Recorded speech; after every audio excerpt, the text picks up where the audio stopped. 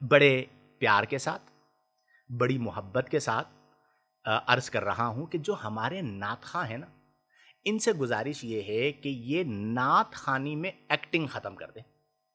ہوتا کیا ہے کہ محفل نعت ہے، اس نعت خوانی کی محفل کا ایک احترام ہے۔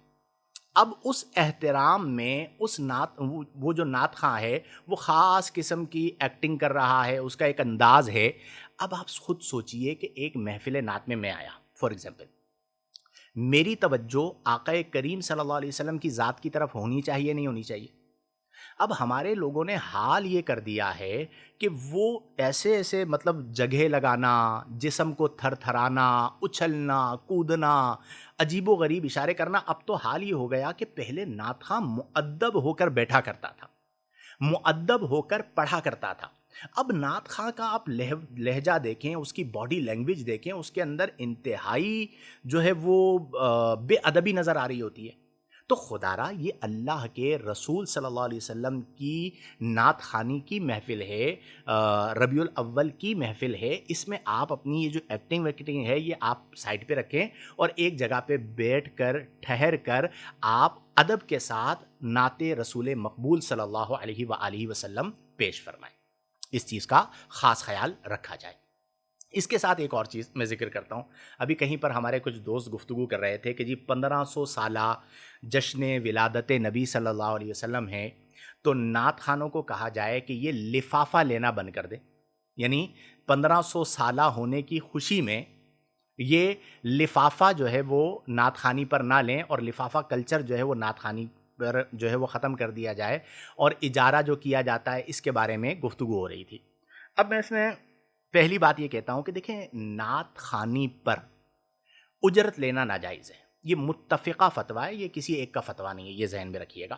اچھا، بعض لوگ اس پر گفتگو کرتے ہیں کہ جی علماء کرام بھی تو لفافہ لیتے ہیں، تو علماء کرام کے لفافہ لینے کا جواز ہے، اعلیٰ حضرت فاضل بریلوی رحمہ اللہ کا فتویٰ ہے، اور نعت خواں کے لیے عدم جواز ہے۔ اس کی وجہ یہ ہے کہ وہاں پر تبلیغ موقوف ہے قال اللہ قال رسول کے بیان پہ، تو وہاں پر رخصت دی گئی ہے، دونوں کا موازنہ نہیں کرنا چاہیے۔ لیکن وہاں پر بھی میں یہ ضرور کہتا ہوں خطبہ علماء کے لیے کہ وہ لفافے کے لیے، پیسے کے لیے خطاب نہ کریں، جہاں ضرورت ہو بقدر ضرورت اسے رکھا جائے۔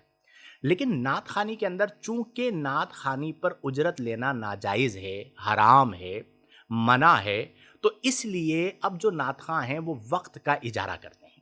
تو میں اس پر یہ کہوں گا کہ چونکہ وقت کا اجارہ جائز ہے، لہذا ہم انہیں اس پر فورس نہیں کرتے۔ آپ جانتے ہیں پیسے کی ضرورت کس کو نہیں ہوتی، ٹھیک ہے؟ تو وہ چاہتے ہیں بھئی پیسہ، موقع ہے، سیزن ہے، اب تو ہمارے یہاں سے سیزن بنا لیا جاتا ہے، تو ہم کما رہے ہیں، تو وہ وقت کا اجارہ اگر کر رہے ہیں تو اس کے لیے شرعی جواز ہے۔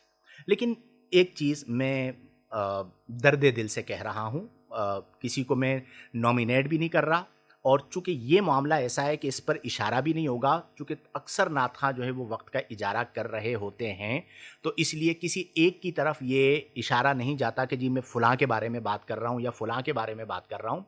یہ گزارش ضرور کروں گا کہ ٹھیک ہے، آپ وقت کا اجارہ کر رہے ہیں، پیسے لے رہے ہیں، لیکن آپ یہ ضرور دیکھا کیجئے کہ ہم نے اس لفافہ کلچر کی وجہ سے نعت خوانی میں وی آئی پی کلچر کو داخل نہیں کرنا۔ اس کی وجہ کیا ہے کہ ہمارے معاشرے میں آپ یقین کیجئے کہ وقت کا اجارہ، اچھا یہ بھی میں ذکر کر دوں کہ اجارہ کسے کہا جاتا ہے پتہ ہے آپ کو؟ ملازمت کو۔ آپ جس کو 10,000 روپے دے رہے ہیں، 50,000 روپے دے رہے ہیں، 1,00,000 روپے دے رہے ہیں، اب تو 1.5 اور 2 لاکھ روپے تک کے لفافے لیے جاتے ہیں ایک ایک گھنٹے کے، اور وہ بندہ آ کے کرتا کیا ہے؟ نعت پڑھتا ہے۔ وہ کہتا ہے میں نے وقت کا اجارہ کیا ہے۔ اس کے بروکر جو ہوتے ہیں وہ پہلے سے کہتے ہیں ہمارے اکاؤنٹ میں پیسے بھجواؤ۔ اب اجارہ کیا ہے؟ ملازمت۔ اور جو اجارہ کرنے والا ہوتا ہے، یعنی جس نعت خواں کو آپ بلا رہے ہیں، وہ کون ہوگا بھائی اجارے سے؟ اجیر۔ اجیر عربی لفظ ہے۔ اجیر کسے کہا جاتا ہے پتہ ہے آپ کو؟ ملازم کو کہا جاتا ہے۔ تو یہ جو ان کی روشیں ہوتی ہیں یہ ملازموں والی ہوتی ہے۔ پتہ نہیں کس کس کی ان لوگوں نے ملازمت کی ہوئی ہوتی ہے وقت کا اجارے کے زمرے کے اندر۔ اب اجارہ وہ جس سے آپ نے اجارہ کیا ہے اور جس سے آپ پیسے لے رہے ہیں، یعنی جس کی آپ ملازمت کر رہے ہیں، وہ آپ سے جو کام کروائے گا آپ کو کرنا پڑے گا۔ یہ تعیین لازم ہے، اس بات یعنی اس پہلو کو ملحوظ نگاہ رکھا جائے۔ تو اجارے کا مطلب ہے ملازمت۔ چلیں اب آپ کر رہے ہیں، آپ کہتے ہیں جی ضرورت ہے، ہم کیا کریں، ہمارے بھی بچے ہیں، بھئی آپ بزنس کر لو۔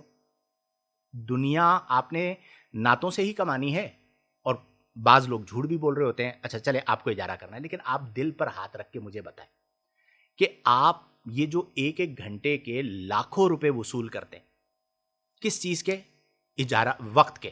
اس وقت میں آپ کیا کر رہے ہیں؟ نعت رسول مقبول صلی اللہ علیہ وسلم ہی پڑھ رہے ہیں، اور پھر آپ ٹائم بھی دیکھ کر دیں گے کہ جی مجھے ڈی ایچ اے کا پروگرام ہے، کسی مل آنر کا پروگرام ہے تو اس طرح دینا ہے ٹائم، اور کسی عام آدمی کا پروگرام ہے تو اس طرح کرنا ہے، غریب آبادی ہے تو وہاں پر نہیں جانا۔ ان چیزوں کو میری گزارش ہے آپ سب سے کہ ختم کریں۔ نعت خوانی گانوں کی طرز پر، نعتوں میں اچھلنا کودنا، لفافہ کلچر، ان تمام چیزوں کو ہمیں مل کر ختم کرنا ہے۔ کل ہم آقا کریم صلی اللہ علیہ وسلم کی بارگاہ میں کیا منہ دکھائیں گے؟ تو اس لیے نعت خوانوں سے بھی میری گزارش ہے کہ یہ آقا کریم صلی اللہ علیہ وسلم کی ولادت کا موقع ہے، اس پر ان چیزوں، اور ویسے بھی ختم کریں۔ آپ دیکھیں آج سے آپ 15-20 سال پہلے جائیے، نعت خوانی کا ایک رنگ ہی اور ہوا کرتا تھا، کیا ادب ہوا کرتا تھا، کیا احترام ہوا کرتا تھا۔ جب سے نعت خوانی میں لفافہ کلچر آیا ہے، وی آئی پی کلچر آیا ہے، دکھاوا آیا ہے، ریاکاری آئی ہے، اور اب یہ باتیں شروع ہو جاتی ہیں کہ محفل میں روحانیت کتنی ملی، کوئی سروکار نہیں، کرم کتنا ہوا، کوئی سروکار نہیں۔ کیا ہوا جی؟ محفل کیسی کی تھی، پبلک کتنی آئی تھی، لائیو کیسا گیا تھا، کون کون سے نعت خوانوں کو جو ہے وہ بلوایا تھا۔ اب نعت خوانوں کو آپ بیسیکلی نہیں بلا رہے ہوتے، آپ تو ملازمین کو بلوا رہے ہوتے ہیں، چونکہ اجارہ کیا ہے نا، تو اجارہ تو کرنے والا ملازم ہوتا ہے، ٹھیک ہے؟ تو کس کس کو بلوایا تھا، اور پھر کیا کیا روش تھی، کیا طریقے تھے، یہ ساری چیزیں کم ہونی چاہیے۔ ہمیں چونکہ ہمارا کام علماء کا کام سمجھانا ہے، تو میں نے چند باتیں گزارش کر دیں کہ لفافہ کلچر کو کم از کم ختم کیجئے، کم کیجئے۔ اور یہ جو ہے کہ لاکھوں روپے وصول کرنا، اچھا پھر ہوتا کیا ہے؟ محفل رسول، نعت رسول مقبول صلی اللہ علیہ وسلم کی محفل ہے، اب ایک محفل کروانے میں مثال کے طور پر 10 لاکھ روپے خرچہ آیا۔ اب لوگ کیا کرتے ہیں؟ چندہ۔ اب میرے پاس آئے کہ جی محفل کروا رہے ہیں، 50,000 روپے آپ نے دینے۔ اب کس کے کیا حالات ہیں پتہ ہے؟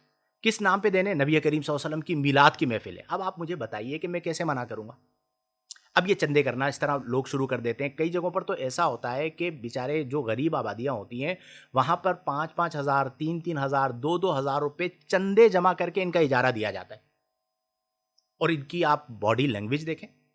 اس پہ علماء کرام کو بھی چاہیے کہ ایک بندہ یہاں پہ آیا ہے، وہ ملازم بن کے آیا ہے، پیسے لے کر آیا ہے، اور وہ کوئی ایسا کام کر رہا ہے جس میں ادب نعت رسول مقبول صلی اللہ علیہ وسلم نہیں، آپ روک دیں اس کو، وہ کتنا بڑا انعام کیوں نہ ہو۔ دین کی بقا جو ہے وہ علماء سے ہے۔ کئی جگہوں پر تو اب یہ حال ہو گیا ہے کہ تقاریر، بیان، علماء کے خطابات مفقود ہو گئے۔ اب اس میں بہت سارے اسباب ہیں، یہاں کی طرف کی بھی بہت ساری چیزیں ایسی ہیں کہ خطاب ویسا ہونا چاہیے، اس کی بھی کمی نظر آتی ہے۔ پھر عوام کا ایک مزاج بن گیا اچھلنا کود۔ اب جیسے مجھ سے اگر کوئی ٹائم لیتا ہے نا بیان کا، میں اس سے پوچھتا ہوں کہاں کا پروگرام ہے، وہ کہتا ہے جی مفتی صاحب روڈ کا پروگرام ہے، بڑا اسٹیج بنے گا اور بڑا جو ہے نا سلسلہ ہوگا۔ میں روڈ کے پروگرام میں عموماً نہیں جاتا۔ مجھے کوئی کہے گھر کا پروگرام ہے، کمرے کے اندر پروگرام ہوگا، مسجد کا پروگرام ہو، میں چلا جاتا ہوں۔ اس کی وجہ کیا ہے کہ باہر والی گفتگو، وہ ماحول نہیں بنتا کہ جس میں آپ لوگوں کو کچھ سمجھا سکیں، سکھا سکیں۔ تو اس سال یہ ارادہ کریں کہ ہم نے رسمی پروگرام نہیں کرنا کہ جی میں نے ایک بڑی محفل کروا لی، میں نے اتنے نعت خوانوں کو بلوا لیا۔ ہم نے روحانی پروگرام کرنا ہے۔ اس پروگرام میں سیرت مصطفیٰ کریم صلی اللہ علیہ وسلم کے بیان کا اہتمام کرنا ہے۔ اس پروگرام میں عوام کو یہ سوچ اور فکر دینی ہے کہ صرف 12 ربیع الاول نہیں بلکہ عمر بھر کے لیے نبی کریم صلی اللہ علیہ وسلم کی سیرت طیبہ کو اپنانا ہے۔ تو یہ چند چیزیں تھیں جو میں نے آپ کے گوش گزار کی۔ اسی طرح ایک اور چیز، آج آپ جانتے ہیں سوشل میڈیا کا دور ہے، ابھی میں سوشل میڈیا کے ذریعے آپ سے مخاطب ہوں اور بہت ساری چیزیں بیان کر رہا ہوں۔ تو آپ اس دور میں آقا کریم صلی اللہ علیہ وآلہ وسلم کی سیرت طیبہ کے حوالے سے 1500 سالہ جشن ولادت نبی صلی اللہ علیہ وسلم کے موقع پر سوشل میڈیا پر مختصر ویڈیوز، مختصر کلپس اور اسی طرح پوسٹیں جو بنائی جاتی ہیں وہ بنائیں، جو بنانے والے ہیں اسے شیئر کریں، لوگوں تک پہنچائیں، اور اس میں خاص طور پر سیرت نبی کریم صلی اللہ علیہ وسلم اور اخلاق نبی کریم صلی اللہ علیہ وسلم کو ان پوسٹوں کے ذریعے، ان شارٹس کلپس کے ذریعے آپ اجاگر کیجئے، تو یہ بھی انشاءاللہ فائدہ ہوگا۔ اسی طرح درود و سلام کی اجتماعی محافل کا اہتمام کریں، یہ بھی بڑی اہم چیز ہے کہ درود و سلام سر الوصول فی الصلاۃ علی الرسول، تو پورے مہینے میں یا سال بھر میں درود مہم چلائیں، ابھی سے چلانا شروع کر دیں کہ جی ہم نے ایک گروپ بنا ہوا ہوتا ہے فیس بک پہ بھی گروپس ہوتے ہیں، واٹس ایپ پہ بھی ہوتے ہیں، 1 کروڑ درود پاک پڑھنے کا ہدف پورا کرنا ہے، تو انشاءاللہ الجلیل اس سے بھی فائدہ ہوگا۔ پھر اسی طرح فلاحی اور رفاعی سرگرمیاں بھی کی جائیں، یعنی اس موقع پر 1500 سالہ جشن ولادت مصطفیٰ کریم ہے تو خدمت خلق والے کام کریں، جن میں غریبوں کو کھانا کھلانا ہے، کپڑے پہنانا ہے، یعنی کپڑے خرید کر دے دیجئے، راشن ڈلوا دیجئے، کوئی بیمار ہے اس کا علاج کروا دیجئے، سادات کی خدمت کیجئے۔ یہ تمام چیزیں سنت رسول صلی اللہ علیہ وسلم کی عملی پیروی کے طور پر آپ کر سکتے ہیں۔ پھر اس کے ساتھ سب سے اہم چیز، پھر ہم آپ کے سوالات کے جوابات کی طرف آتے ہیں، کہ صرف ظاہری میلاد نہ منائیں بلکہ نبی کریم صلی اللہ علیہ وسلم کی سیرت کو بھی اختیار کریں۔ ہمارے ہاں کیا ہوتا ہے کہ محض جلوس نکال لینا، جھنڈے لہرا لینا، لائٹس لگا لینا، نعت خوانی کروا لینا، اس حال میں کہ نماز کا اہتمام نہ ہو، یہ غلط ہے۔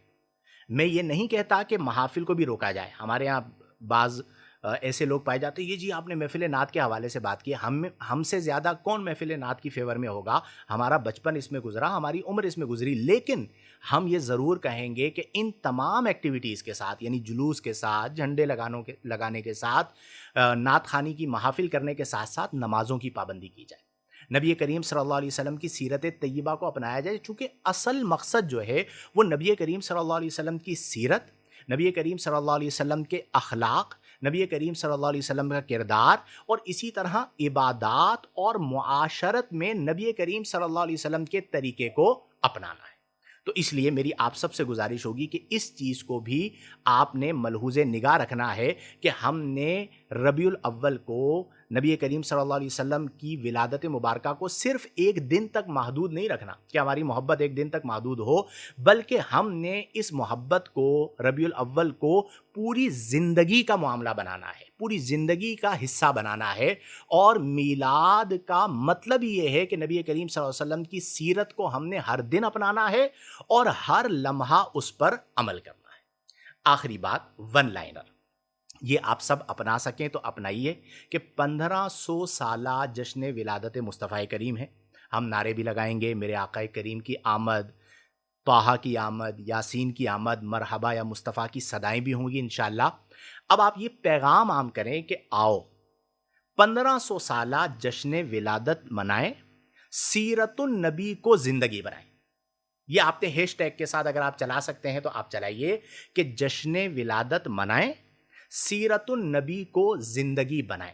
اگر یہ چیز ہم نے اپنی زندگی میں شامل کر لی تو انشاءاللہ الجلیل ہماری دنیا بھی بہتر ہوگی اور ہماری آخرت بھی بہتر ہوگی، اور یہ موقع ضائع نہیں ہوگا۔ ادب، احترام، نبی کریم صلی اللہ علیہ وسلم سے تعلق، نبی کریم صلی اللہ علیہ وسلم کی بارگاہ میں حاضری بلکہ حضوری کی کیفیت، ان تمام چیزوں کو ملحوظ نگاہ رکھنا ہے، اور کسی بھی مقام پر ادب محفل نعت کو پامال نہیں کرنا۔ اللہ تبارک و تعالی ہم تمام کو توفیق عمل عطا فرمائے، آپ تمام احباب کو نہایت ذوق و شوق کے ساتھ، نہایت پیار محبت کے ساتھ، اور آقا کریم صلی اللہ علیہ وسلم کی نسبت کے ساتھ ماہ ربیع الاول منانے کی توفیق عطا فرمائے۔ ابھی سے اس کی تیاریاں شروع کر دیجئے۔